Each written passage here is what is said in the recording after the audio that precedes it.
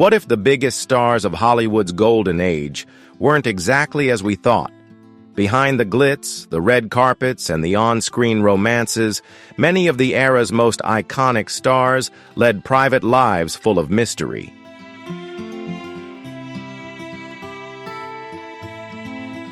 Moreover, in a time when coming out as gay could ruin a career, these actors had to carefully conceal their true identities. Now, leave a comment below and watch until the end of the video. You might just uncover the secrets of your favorite idol.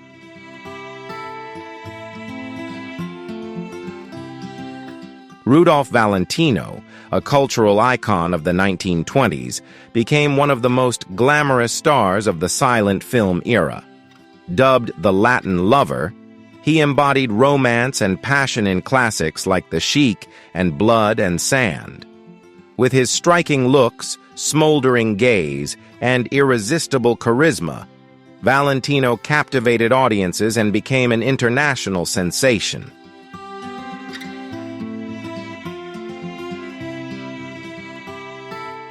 Behind Rudolph Valentino's cinematic allure was a private life filled with controversy and speculation, particularly about his sexuality. His first marriage to actress Jean Acker ended in turmoil on their wedding night, when Acker reportedly locked him out of their hotel room, leaving him humiliated.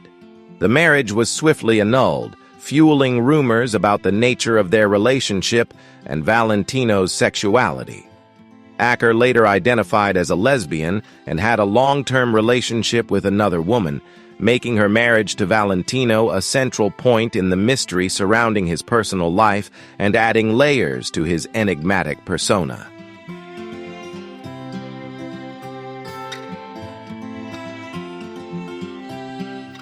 Valentino's second marriage to costume designer and actress Natasha Rambova was just as tumultuous. Their passionate yet troubled relationship ended after a few years, with Rambova citing incompatibility and career conflicts as reasons for the split. The end of both marriages, along with Valentino's close friendships with male colleagues, only intensified speculation about his sexuality, keeping the enigma of his private life alive in the public's mind.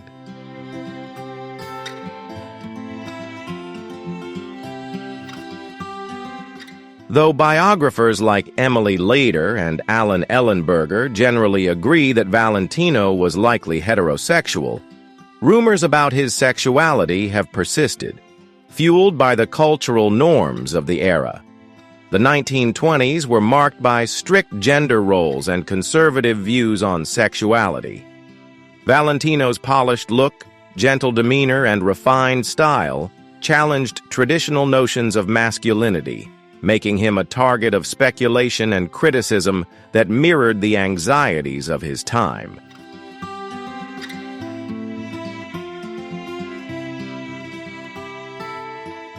Valentino was frequently mocked in the press, with some articles using the derogatory nickname Pink Powder Puff to taunt him.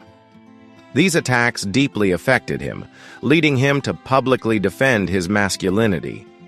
In one notable incident, he even challenged a journalist to a boxing match to prove his manliness. Despite his efforts, the event did little to quell the rumors and criticism, leaving Valentino to continue facing relentless public scrutiny.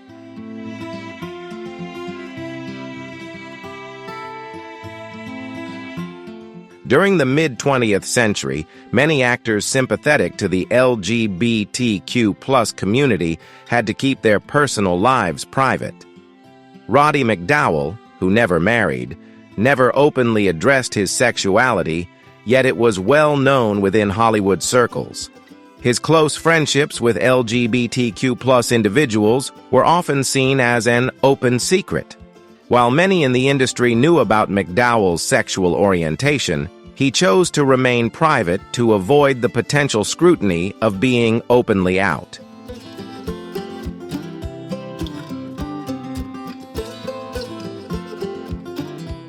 Roddy McDowall's personal life was marked by his enduring and close friendships with LGBTQ+ individuals, including icons like Elizabeth Taylor and Montgomery Clift. Both were known for their private lives and complicated relationships with their own identities. McDowall's professionalism and kindness garnered deep respect and admiration from those around him. Friends and colleagues often praised his charm, intelligence, and sincerity, qualities that shone both on and off screen.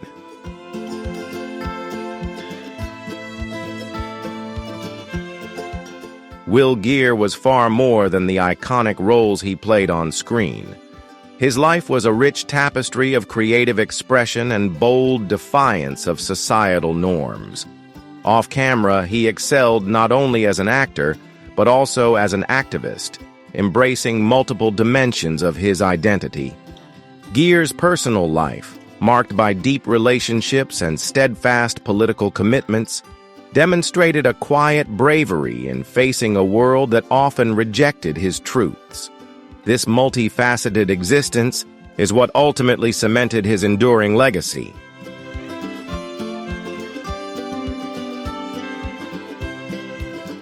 In the 1930s, Geer shared a romantic relationship with Harry Hay, who would go on to become a pioneering figure in the gay rights movement. As co-founder of the Maharis Society, Hay dedicated his life to advocating for LGBTQ+ rights and recognition. Their relationship was not just based on love, but also a deep connection founded on shared values and a mutual passion for social justice and activism.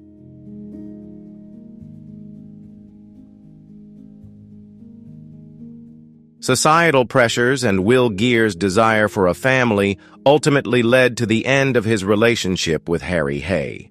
Geer later married actress and activist Herta Ware, with whom he shared a deep connection rooted in progressive ideals and a love for the arts. Their marriage, which lasted until their divorce in 1954, produced 3 children. Despite their separation, Geer and Ware remained close, with Ware always showing understanding and support for Geer's sexual orientation. Her compassion created a rare safe space in an era marked by judgment, demonstrating the lasting strength of their bond.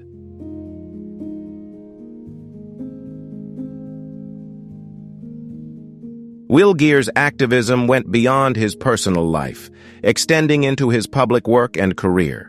As a member of the Communist Party during a time when such affiliations were dangerous, especially in the entertainment industry, Geer's political commitment reflected a deep belief in equality and social justice. He used his platform to champion workers' rights, civil rights, and other progressive causes.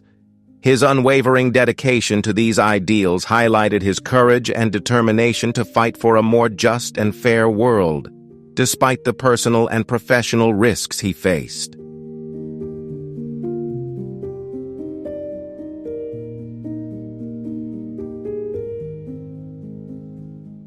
Gielgud, widely recognized as a brilliant artist, lived during a time when homosexuality was illegal in England and often considered a moral failing. Within the theater community, his sexuality was an open secret, but outside of it, he was highly cautious about guarding his private life. This delicate balance enabled him to navigate a society that was frequently hostile to his truth while continuing to thrive in his craft.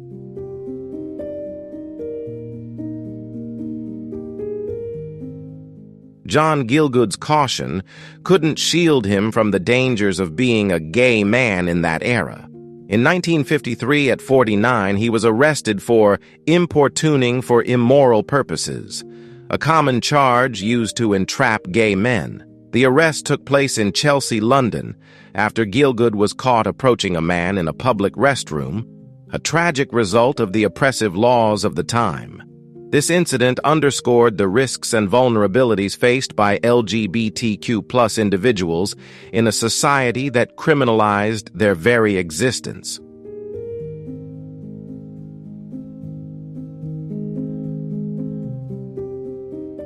The scandal nearly destroyed Gielgud's illustrious career.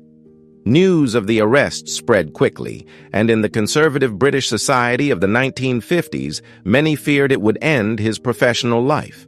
Gielgud was deeply shaken by the incident and even considered stepping away from the stage.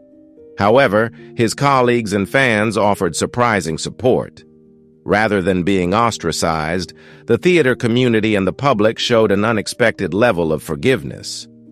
Gielgud continued to work, and his reputation as an extraordinary artist remained largely intact, a testament to both his enduring talent and the loyalty of his supporters.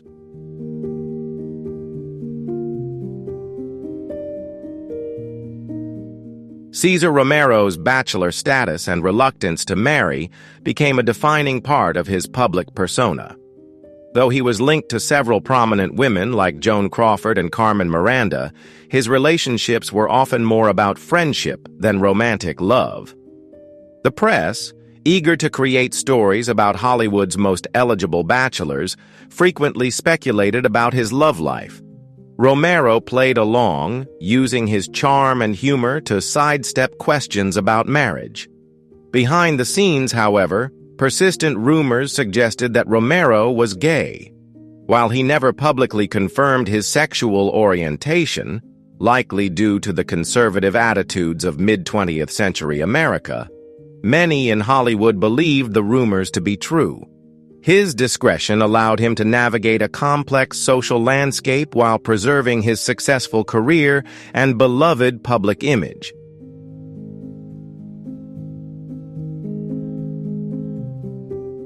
Cesar Romero's ability to keep his private life discreet in an era of constant scrutiny was a testament to his careful nature and the loyalty of those around him.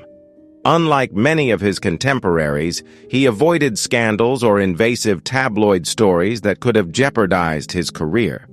His refusal to discuss his personal life didn't diminish his standing in Hollywood. Rather, his friendly demeanor, sharp humor, and dedication to his craft endeared him to colleagues and fans alike. Romero often joked about his bachelorhood, once quipping, "I've never married because I like steak, and I like it cooked my way." These humorous remarks reinforced his image as a man content with his independence. His charm and lighthearted approach allowed him to remain a beloved Hollywood figure, skillfully sidestepping public curiosity.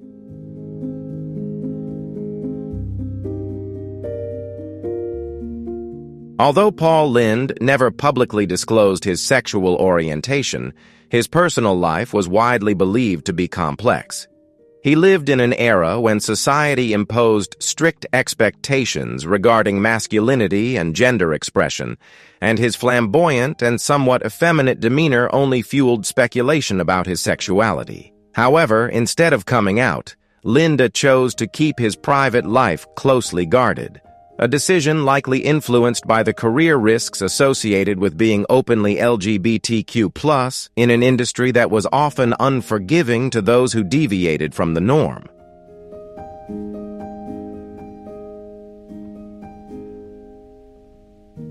Behind the scenes, Paul Lynde faced another challenge closely tied to the pressure of concealing his true self: alcohol addiction.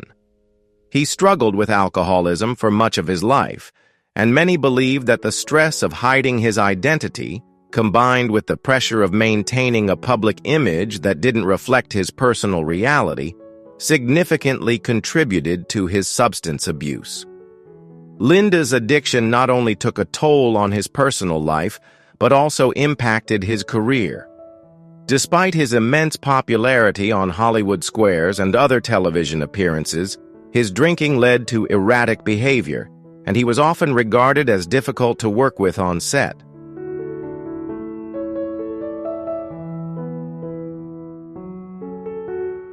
These challenges ultimately caused Paul Lynde to miss out on numerous opportunities and led to personal turmoil, stalling his comedy career in his later years. While his struggles with alcohol were widely known, his sexual orientation remained a closely guarded secret. It wasn't until his death in 1982 that more details about his personal life began to emerge. At the time of his passing, Lynde was mourned as one of the most brilliant comedic talents of his generation. However, there was also a profound sadness in the realization that he had never fully embraced his true self, either on screen or in life.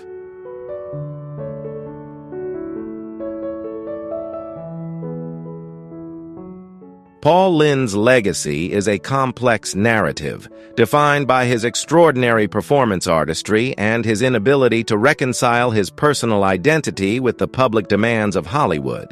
He passed away at 55 from complications related to a heart attack, leaving behind a poignant reflection on the darker side of fame and the lifelong inner struggles he faced, especially the concealed truth of his sexual orientation.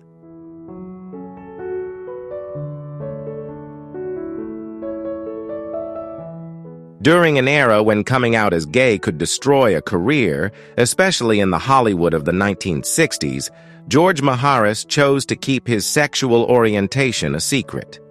In a time when stars were expected to conform to heteronormative standards, any deviation from these expectations could lead to a swift and dramatic career decline. Like many actors of his time, Maharis kept his personal identity private, fully aware of the risks involved in publicly acknowledging his sexuality.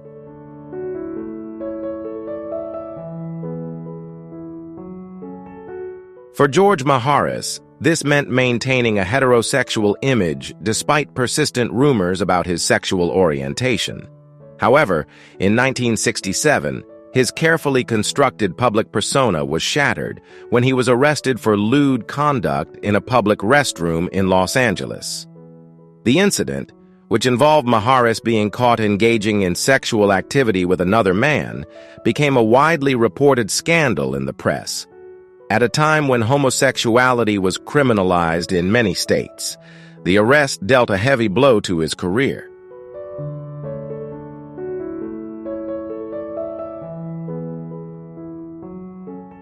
Although George Maharis never publicly admitted it, the incident exposed the truth about his sexual orientation, forcing him to confront media scrutiny and the consequences of his arrest. The scandal caused significant damage, and Maharis was written out of Route 66 during its third season. His departure was officially attributed to health issues, an excuse that allowed him to leave without further scandal. The impact of the arrest and ensuing media storm was immediate and profound. Maharis's career, which had been on an upward trajectory, began to stall. In an era when homosexuality was heavily stigmatized, the scandal tarnished his image and closed many doors to future opportunities.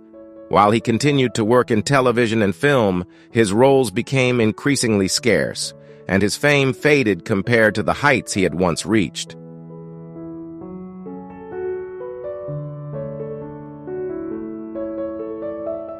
Liberace's public persona was carefully crafted to appeal to a mainstream audience at a time when homosexuality was heavily stigmatized and could ruin a career. He constructed the image of a heterosexual man through interactions with the press and fans, often discussing his love for women. He even contributed to articles like "Mature Women Are Best," "Television's Top Pianist Reveals the Kind of Woman He'd Like to Marry," where he outlined his standards for a future wife. These calculated statements reinforced his carefully constructed image, allowing him to maintain his status as a beloved family entertainer.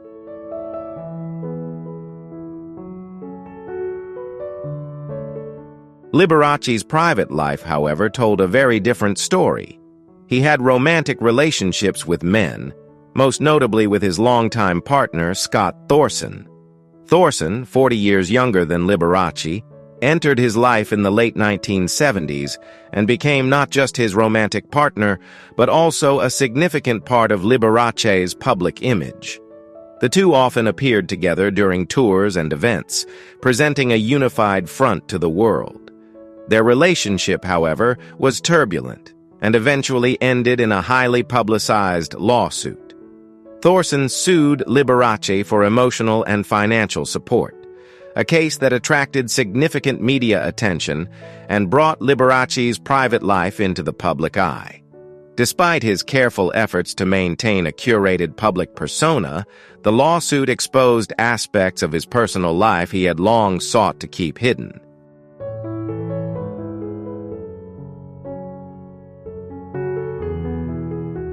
Despite media scrutiny, Liberace steadfastly denied being gay, dismissing rumors as baseless attacks from tabloid sources. His denial was not only a personal choice, but also a response to the societal pressures of the time. In the deeply conservative entertainment industry of the mid-20th century, admitting to being gay was unthinkable, especially for someone like Liberace, whose brand relied on the adoration of middle-class American audiences. Instead, he used lawsuits and public statements to fiercely protect his image. In a famous 1959 case, he successfully sued the British tabloid Daily Mirror for insinuating he was gay, famously remarking afterward, "I cried all the way to the bank." This approach demonstrated his determination to maintain his carefully curated public persona while navigating the challenges of living as a closeted gay man in a judgmental era.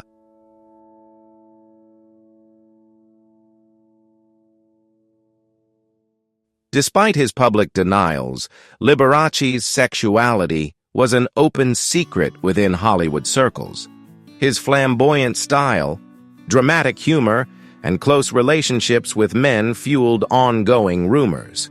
However, his immense talent and charisma overshadowed the gossip. Fans adored him not only for his musical brilliance, but also for his unapologetic embrace of extravagance and theatricality, which made him a trailblazer in the entertainment industry. Liberace's ability to captivate audiences with his larger-than-life persona ensured his enduring appeal, even as whispers about his private life continued.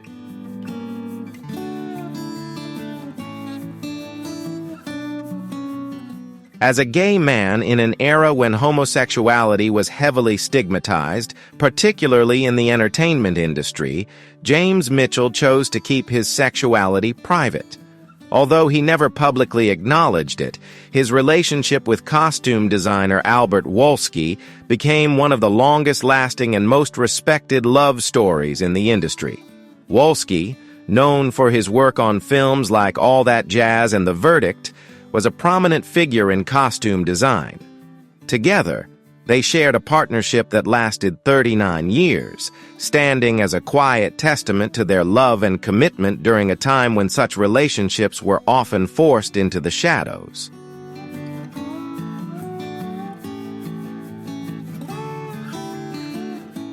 James Mitchell and Albert Wolski met in the early 1960s, and while their relationship was never publicly acknowledged, it became a central part of Mitchell's life. Though Mitchell kept his sexuality private, those who worked with him on set or were close friends knew about the relationship. Colleagues and friends remembered him as a warm, generous person, deeply dedicated to his craft and loyal to those he loved. His partnership with Albert Wolski was a quiet yet profound aspect of his life, reflecting the depth of his character and the values he cherished.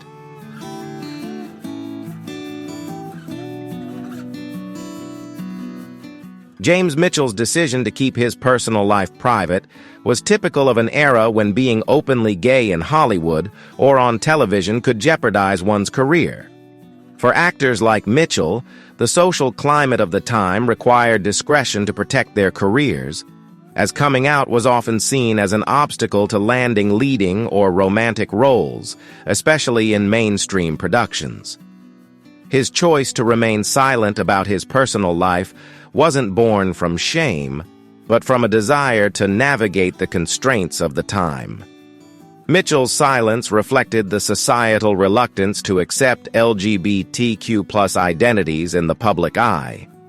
By staying private, he adapted to the demands of his era while maintaining his integrity and relationships, embodying the resilience needed to balance personal authenticity with professional ambition in such a restrictive environment.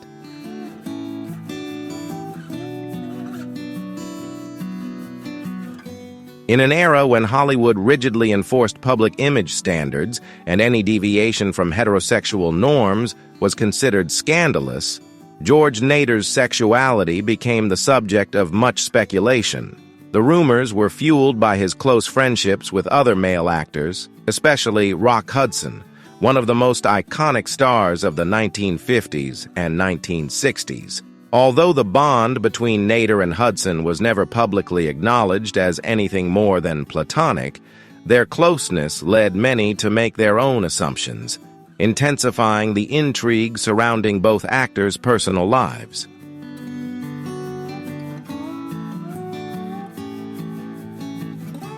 In a Hollywood that demanded strict adherence to carefully crafted public images, relationships between two male stars were often met with suspicion. Despite facing rumors and speculation, George Nader never publicly revealed his sexuality during his career. The powerful studio system and its public relations teams ensured that actors adhered to their constructed personas. Any deviation from this image, like revealing a gay identity, could have destroyed an actor's career. For Nader, maintaining his career meant keeping his private life out of the spotlight, navigating a system where conformity to heteronormative ideals was not just expected, but strictly enforced.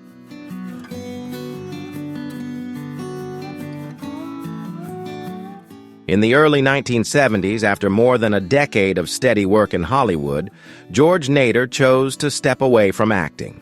He shifted to a quieter life, focusing on his passion for writing and staying out of the public eye.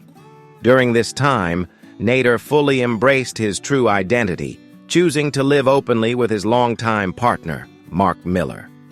The couple shared a loving and committed relationship that lasted over 55 years, becoming a symbol of enduring love during an era when same-sex relationships were rarely acknowledged, let alone celebrated. Their bond stood as a quiet yet powerful testament to authenticity and resilience in the face of societal challenges.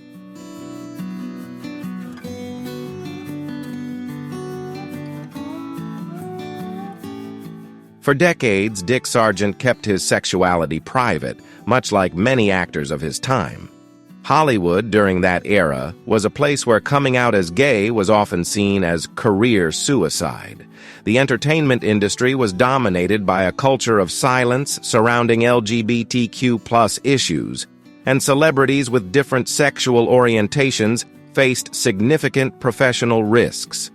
Although rumors about Sargent's personal life persisted, he largely avoided tabloid scrutiny, maintaining a public career without addressing or confirming speculations about his sexuality.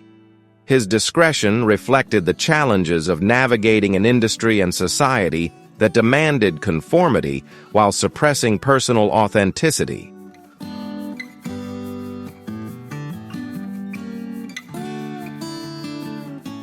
In the early 1990s, Dick Sargent felt it was time to live authentically and use his platform to support causes he cared about. In 1991, he made the courageous decision to publicly come out as gay in an interview with People magazine, openly declaring his sexuality. This was a significant turning point, as it happened during a time when coming out as LGBTQ+ was still rare in Hollywood, and many actors feared such a revelation could harm their careers. Sargent's decision to embrace his truth and advocate for greater acceptance was a bold move that helped pave the way for increased visibility and representation in the industry.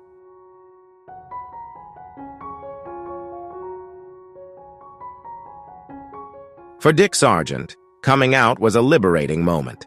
He explained that much of his life had been weighed down by secrecy, and publicly embracing his sexuality was a way to take control of his narrative. Sargent's decision also marked a broader shift in the entertainment industry.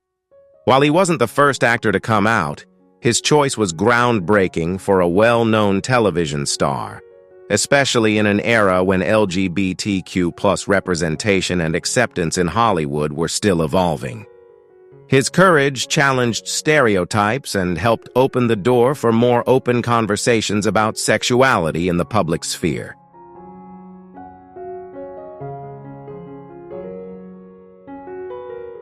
In addition to coming out, Dick Sargent became a passionate advocate for LGBTQ+ rights, particularly focusing on raising awareness about HIV/AIDS. During the early 1990s, when the epidemic was devastating communities worldwide, Sargent used his newfound platform to speak out about the crisis. He participated in numerous fundraising campaigns and worked with organizations supporting people living with HIV/AIDS. This activism was deeply personal for Sargent, as he had witnessed the epidemic's impact on the gay community and was determined to bring attention to the issue. His efforts emphasized the importance of compassion, education, and advocacy during a critical time in the fight against HIV/AIDS, reflecting his commitment to using his voice to make a difference.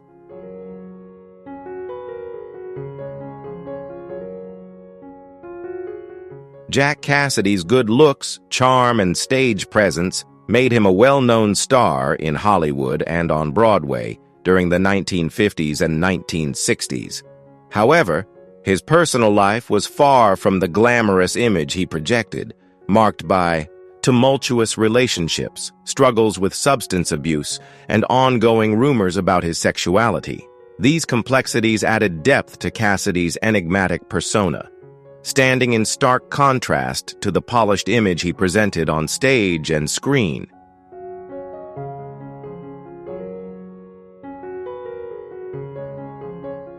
Jack Cassidy's marriage to actress Shirley Jones in 1956 was one of Hollywood's most high-profile unions at the time.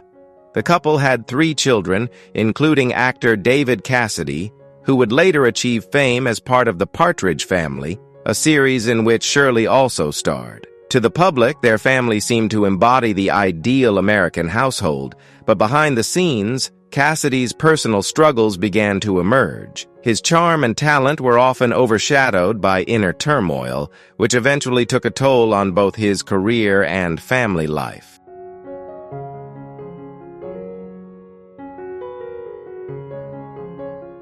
While still married to Shirley Jones, rumors about Jack Cassidy's sexuality began to circulate.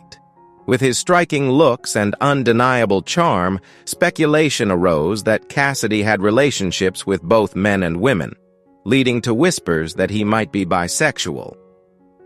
These rumors were particularly widespread within Hollywood circles, where his relationships with men, though never openly acknowledged, were frequently the subject of gossip.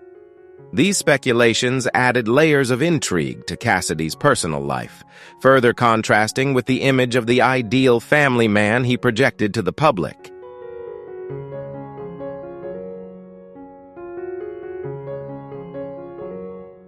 Despite the rumors, Jack Cassidy never publicly addressed them and maintained the image of a heterosexual man in the public eye. He carefully protected his private life to shield his career from potential harm.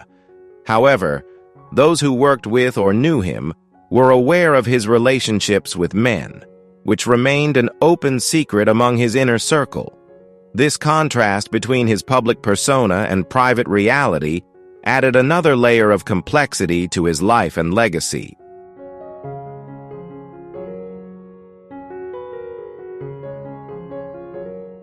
At the same time, Jack Cassidy struggled with alcoholism, which severely impacted both his career and family life.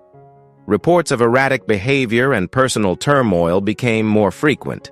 The combination of substance abuse and the pressures of living a double life seemed to contribute to Cassidy's decline, both personally and professionally.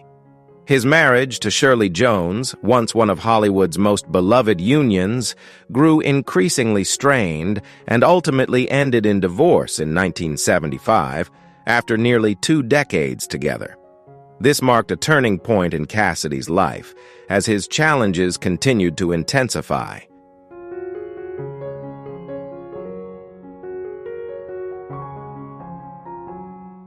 Jack Cassidy's personal life and career continued to unravel, and by the time of his death in 1976, he had become a tragic figure in Hollywood. Cassidy was found dead in a Los Angeles apartment fire at the age of 49, under mysterious circumstances. While some believed the fire was accidental, others speculated that his struggles with alcoholism and fragile mental state may have played a role in the tragedy. His death added another layer to his complex legacy, leaving behind a career marked by brilliance, yet overshadowed by personal battles and unresolved mysteries.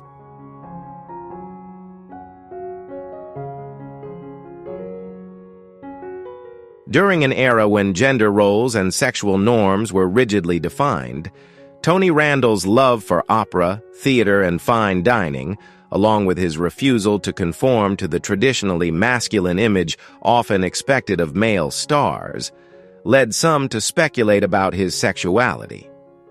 Randall was also an outspoken supporter of the arts and a frequent guest on talk shows, where his sharp wit and uninhibited humor often took center stage.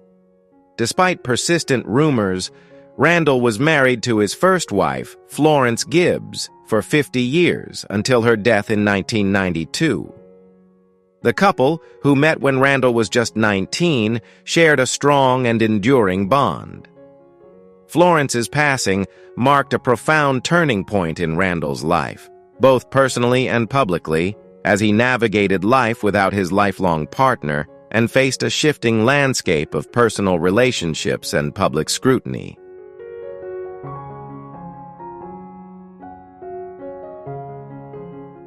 In 1995, Tony Randall surprised everyone by remarrying, this time to Heather Harlan, a woman 50 years his junior. This marriage, which defied societal expectations and drew significant criticism, resulted in the birth of 2 children, Julia and Jefferson.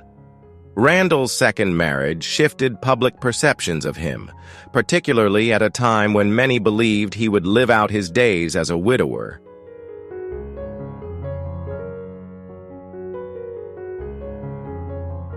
In interviews, Tony Randall dismissed doubts about his relationship with Heather, emphasizing their love and happiness. However, rumors about his sexual orientation persisted throughout his career. These whispers were often based on stereotypes rather than evidence, reflecting society's tendency to link certain traits or behaviors with specific sexual orientations. Randall addressed these speculations directly over the years, often using humor to deflect intrusive questions. He once remarked, "I don't understand why people are so interested in my private life. It's called private for a reason." His refusal to be confined by labels, along with his commitment to living authentically on his own terms, made him both an admirable and intriguing figure.